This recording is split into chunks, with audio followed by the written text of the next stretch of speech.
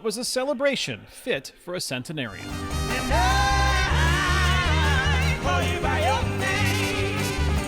The Fox Theater in Atlanta hosted dozens of musical acts and thousands of guests for a concert celebrating the 100th birthday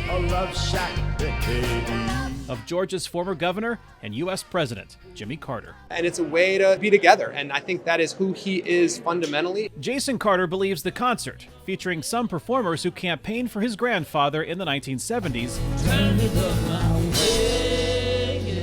is a unifying and bipartisan way to celebrate what one documentary film director calls the rock and roll president. That brings people together across geographies, across culture, across any sort of racial dividing lines. I mean, you'll have Democrats, Republicans in here tonight. One person noticeably absent from the celebration was Jimmy Carter himself. He remains in hospice care at his home, a town 240 kilometers south of Atlanta. It's a 600-person village in the middle of nowhere, and all of his other work at the end of the road in Africa has been in those same kinds of 600-person villages, and he feels a kinship there, he feels a connection there, and I think the way that he marks this moment is by being at home.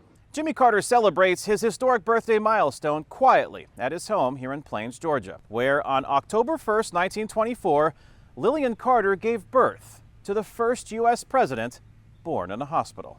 But the only reason he was born in a hospital was because his mother was working that day. Jill Stuckey is a Carter family friend who serves as superintendent of the Jimmy Carter National Historical Park, which includes his preserved Depression-era boyhood farm, the old Plains High School where he studied, and the railroad depot that he converted into his campaign headquarters in his successful 1976 White House bid. Of course, a lot of them head straight to peanut butter ice cream. Stuckey says Plains celebrates their famous neighbor every day, but this historic birthday is marked by serving others. We're naturalizing 100 new citizens in his honor.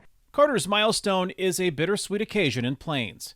It's the first spent without his wife Rosalind, who passed away last November. 77 and a half years of marriage, to be without your soulmate. You know, it's very, very tough times. The birthday celebration, which began at the Fox Theater in September and ends in Plains October 1st, brought Carter's large extended family together, including his great-grandson, Charlie Carter. You'll probably never be to a bigger birthday party, right? No.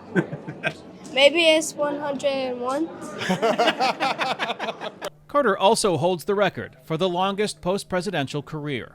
Since departing the White House in 1981, he and his wife founded the Atlanta-based global nonprofit Carter Center, which fights neglected tropical diseases, promotes peaceful conflict resolution, and monitors elections around the world, causes which led him to be awarded the 2002 Nobel Peace Prize. Kane, Farabaugh, VOA News, Plains, Georgia.